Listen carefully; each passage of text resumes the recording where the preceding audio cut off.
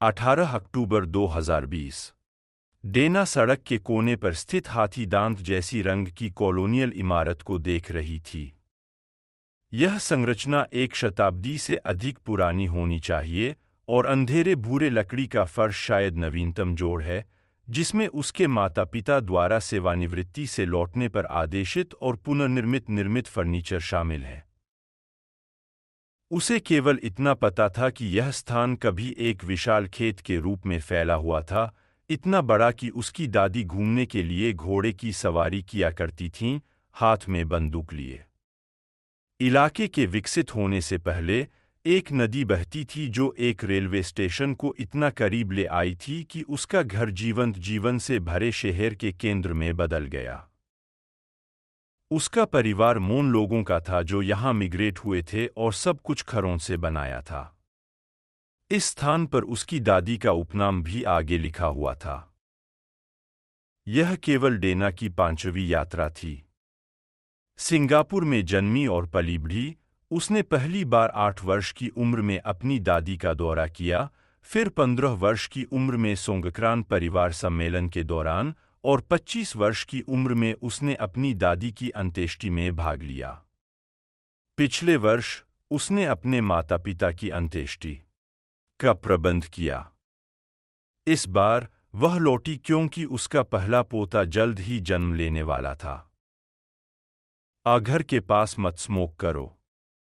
तुम्हें पता है अन्ना गर्भवती है, डेविड ने कहा और फिर डेना से उसकी सिगरेट बुझाने को कहा।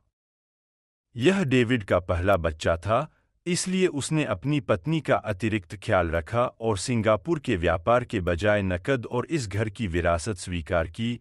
समय की पाबंदियों से मुक्त जीवन चाहते थे। तुम बड़े कमरे में सो सकती हो। मैंने इसे गेस्ट रूम में बदल दिया है, डेविड ने डेना से कहा। उसने सोचा कि क्यों उसने इसे मुख्य बेडरूम के बजाय गेस्ट रूम के रूप में चुना, शायद इसलिए क्योंकि जब वे पहली बार वापस आए थे तो उसकी माँ ने उसे एक कहानी बताई थी। उसकी माँ ने कहा कि एक रात वह उठी और देखा कि उसके पिता बिना कमीज के बिस्तर के पैर की ओर टीवी चैनल बदल रहे थे, लेकिन तभी बेडरूम का दरवाज़ा खुला जैसे ही वे बाथरूम से बाहर आए। वह चौंक गई क्योंकि उसने बिस्तर के पैर की ओर जो आदमी देखा उसे पहचान नहीं पाई, लेकिन उसके पिता को लगा कि वह नींद की वजह से चीजें देख रही है। अन्ना और मैं इन 3 दिनों के लिए अस्पताल में रहेंगे। हमें नहीं पता कि बच्चा किस दिन आएगा। मैं थोड़ा चिंतित हूं। घर का ख्याल रखना, ये रही चाबियां। डेविड ने डेना को चाबियां थमा दी। वो तो तुम मुझे पहले दिन से ही अकेला छोड़ रहे हो, डेना ने डेविड से शिकायत की इससे पहले कि अन्ना ने उसे बुलाया। घर में प्रवेश करते ही डेना ने अपनी माँ की गर्मजोशी महसूस की। उसने उस फर्नीचर की प्रशंसा की जो स्पष्ट रूप से उसकी माँ ने चुना था, लेकिन दूसरी मंजिल की सीढ़ियों के बगल में दीवार को देखकर ठंडक महसूस हुई, जहाँ कालिसफेद फोटोग्राफ से पूर्वजों की दीवार भरी हुई थी। उसकी दादी ने शायद इस पर जोर दिया कि घर में कुछ भी न बदला जाए, क्योंकि वह वहाँ पैदा हुई और बड़ी हुई थी। घर का डिज़ाइन अजीब था क्योंकि बचपन में डेना अपने भाई के साथ ऊपर के मंजिल पर छुपन छुपाई का खेल खेलती थी। एक बार छिपने की जगह ढूंढते हुए उसने पाया कि मुख्य बेडरूम को अलग करने वाली अलमारी एक छोटे बेडरूम में खुल सकती है। यह एक दरवाजे की तरह लग रहा था जिसमें अंदर एक रेल थी, या ऊपर के पुस्तकालय की फर्श जो खुल सकती थी और नीचे के लिविंग रूम में झांक सकती थी। उसे हमेशा यह सोचकर हैरानी होती थी कि इस घर को किसने डिज़ाइन किया था या क्या उसके परदादा ने खुद इसे बनाया था, क्योंकि यह वास्तुकलात्मक रूप से सही नहीं लगता था। म्याऊ म्याऊ म्याऊ, डेना ने लिविंग रूम में भटके हुए एक बिल्ली की आवाज़ की ओर मुड़ी। उसने जब आई थी तब शायद फ्रंट डोर खुला छोड़ दिया था। 3 दिनों के लिए मेरे साथ रहोगे? मुझे 3 रातें अकेले सोनी हैं, डेना ने कहा इससे पहले कि उसने काली बिल्ली को उठाया और दरवाज़ा बंद करने के लिए चली गई, डरते हुए कि वह बाहर भाग सकती है। उसने काली बिल्ली को लिविंग रूम में रखा और फिर ऊपर सोने चली गई। 19 अक्टूबर 2020। चरमर, चरमर, चरमर, चरमर। डेना ने संघर्ष किया और नाश्ता लेने के लिए लिविंग रूम के दरवाजे का हैंडल खींचने की कोशिश की। ओ बकवास, मुझे क्या करना चाहिए? डेना ने गुस्से में कहा, सिगरेट और आइस्ड टी के लिए तरसते हुए। सिगरेट के लिए हताश होकर डेना ने सीढ़ियों के नीचे के स्टोरेज को खोला और उपकरण ढूंढने की कोशिश की और एक हथौड़ा मिला। उसने दरवाजे के हैंडल को तोड़ने के लिए इसे इस्तेमाल किया, सोचते हुए कि वह डेविड के वापस आने से पहले इसे ठीक कर देगी। धमाक, धमाक, धमाक, धमाक। उसने इसे जितना हो सके उतना जोर से मारा जब तक कि हैंडल गिर नहीं गया। फ्यू, डेना ने राहत की सांस ली और फिर दरवाज़ा खोला और कल की काली बिल्ली उसे घूर रही थी। उसे थोड़ा अजीब लगा और सोचा कि क्या उसने बिल्ली को बंद कर दिया था या बिल्ली ने उसे बंद कर दिया था। यह कर्म नहीं है ना? उसे असहज महसूस होने लगा और उसने जल्दी से फ्रंट डोर खोला और काली बिल्ली बाहर भाग गई। ओ एक आइस्ड टी, कृपया, डेना ने आंटी लिया से कहा, जो 70 वर्षीय महिला थीं जो बचपन से उसके घर के सामने पेय और टोस्टेड ब्रेड बेच रही थीं। गांटी डेना, क्या आप कुछ टोस्टेड ब्रेड लेना चाहेंगी? जॉन, आंटी लिया का 5 साल का पोता, उससे खुशी खुशी पूछा। चूंकि स्कूल बंद था, लिया ने अपने पोते को मदद करने के लिए लाया था। 2 स्लाइस दूध बटर के साथ, ठीक है, डेना ने जवाब दिया। और बाद में बिक्री खत्म होने के बाद, क्या आप मेरे साथ खेल खेलना चाहेंगे? मैं आज घर पर अकेला हूं, काफी अकेला महसूस कर रहा हूं, डेना ने हंसते हुए कहा। जब उसने बिक्री खत्म की, तो वह डेना के घर की ओर भागा, लेकिन उसका चेहरा पीला पड़ गया इससे पहले कि वह अंदर कदम रख पाता। वह चौंक गया और अपने जीवन के लिए वापस घर भाग गया। और जॉन के साथ क्या गलत हुआ? डेना उठी और जॉन के पीछे भागी, जिसने आंटी लिया की टांगों को कस के पकड़ लिया और डेना की ओर देखने से इनकार कर दिया। गमेज के नीचे एक भूत है, ओ जॉन ने कांपते हुए आवाज में कहा। ओ कुछ भी नहीं है। मैं पूरे दिन यहां बैठा हूं, डेना ने जॉन से गंभीरता से जवाब दिया। गांटी डेना के पास केवल एक लैंप जल रहा था, जॉन को अंधेरा पसंद नहीं है। मुझे माफ करना, उसने कुछ डरावना कहा, आंटी लिया ने जॉन से समझाया। नहीं, मैंने वास्तव में देखा, ओ जॉन ने जोर दिया। निराश होकर डेना वापस चली गई और सोफे पर फिसल गई। अब उसे थोड़ा उलझन और डर महसूस होने लगा।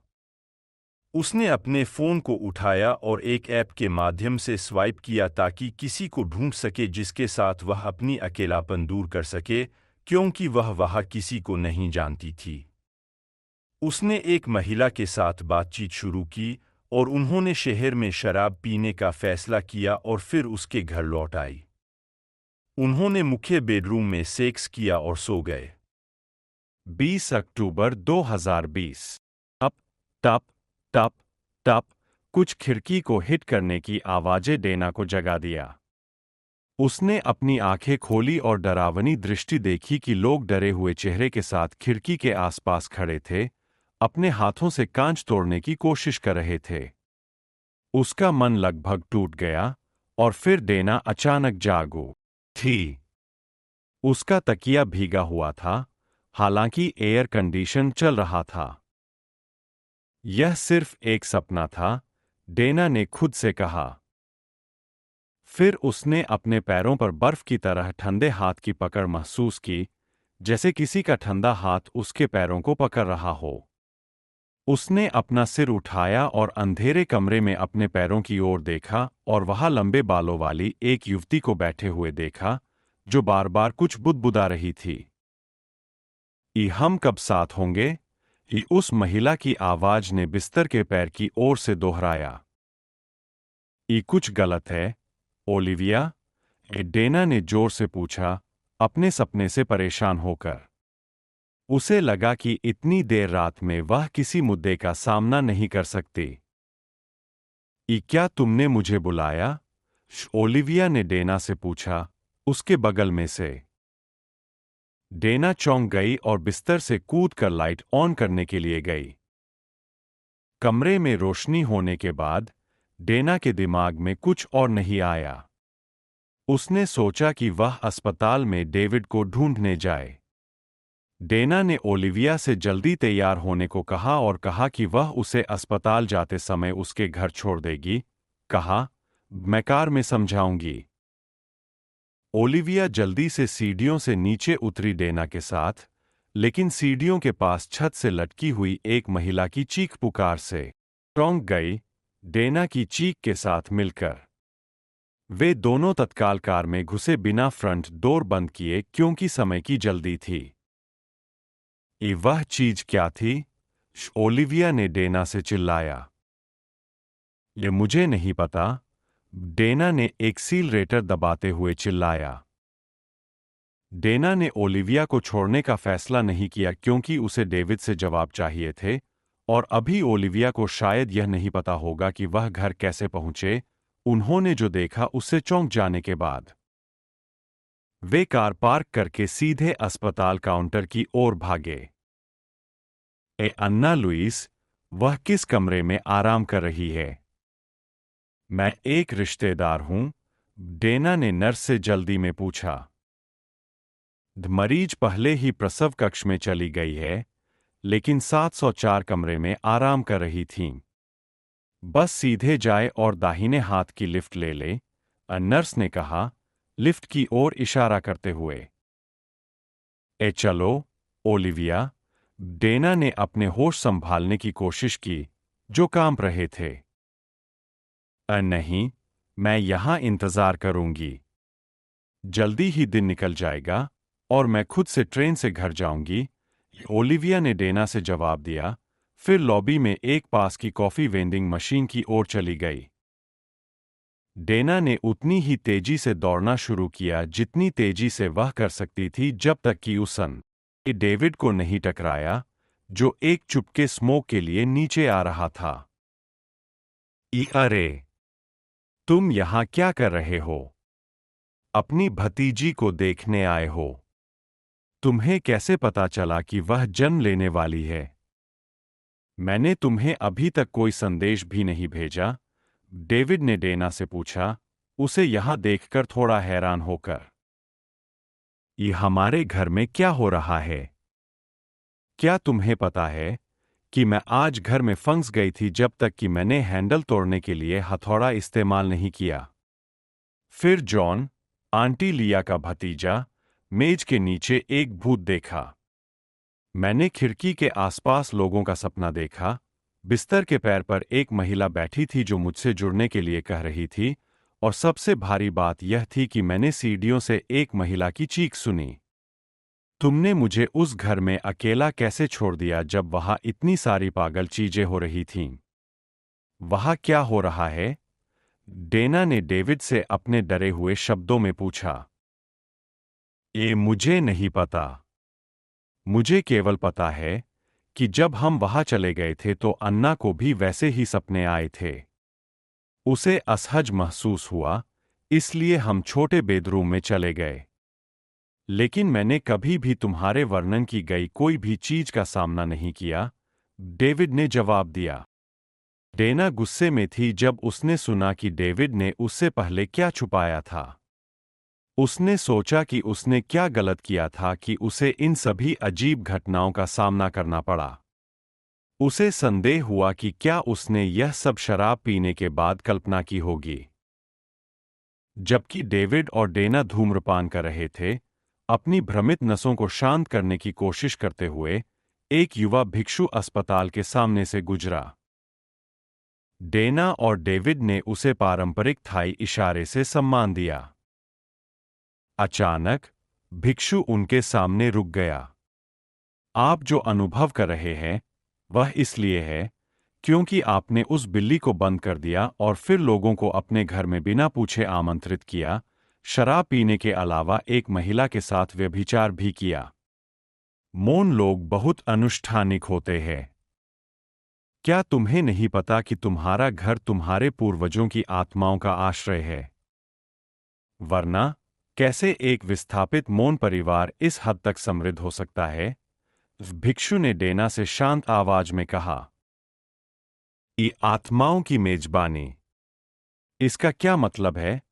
डेना और डेविड ने एक साथ पूछा, यह जानकर हैरान होकर कि भिक्षु यह सब कैसे जानता था।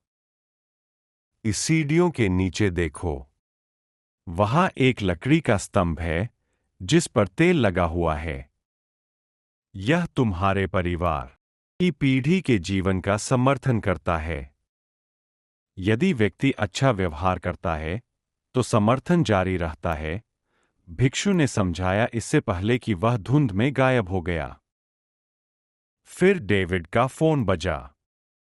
दूसरे छोर से सूचना मिली, मिस्टर डेविड, अन्ना अब अपने मरीज के कमरे में लौट आई है। डेविड ने जल्दी से कॉल समाप्त किया और डेना के साथ मरीज के कमरे की ओर बढ़ा। अंदर उन्होंने अपनी नवजात बेटी को उसकी पत्नी के पास पाया।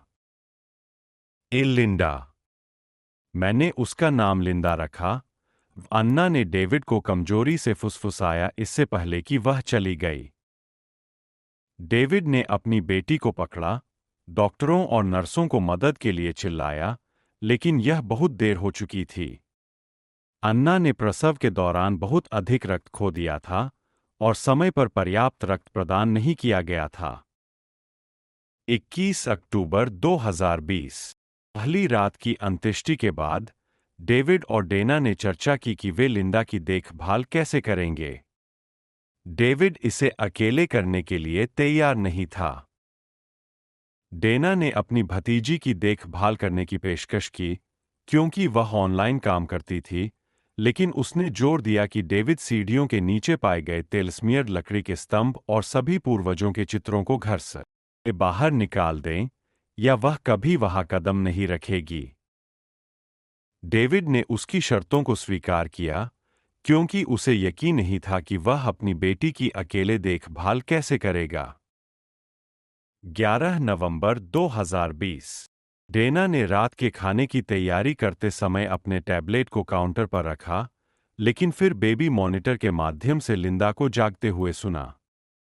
उसने स्क्रीन पर चेक किया कि लिंदा रो नहीं रही थी बल्कि हंस रही थी और मुस्कुरा रही थी, जैसे कि वह ऊपर के मुख्य बेडरूम में किसी के साथ खेल रही हो। डेना ने तब महसूस किया कि चाहे वह कुछ भी करे, उसके पूर्वजों की आत्माएं हमेशा वहां मौजूद थीं, कभी वास्तव में चली नहीं गईं।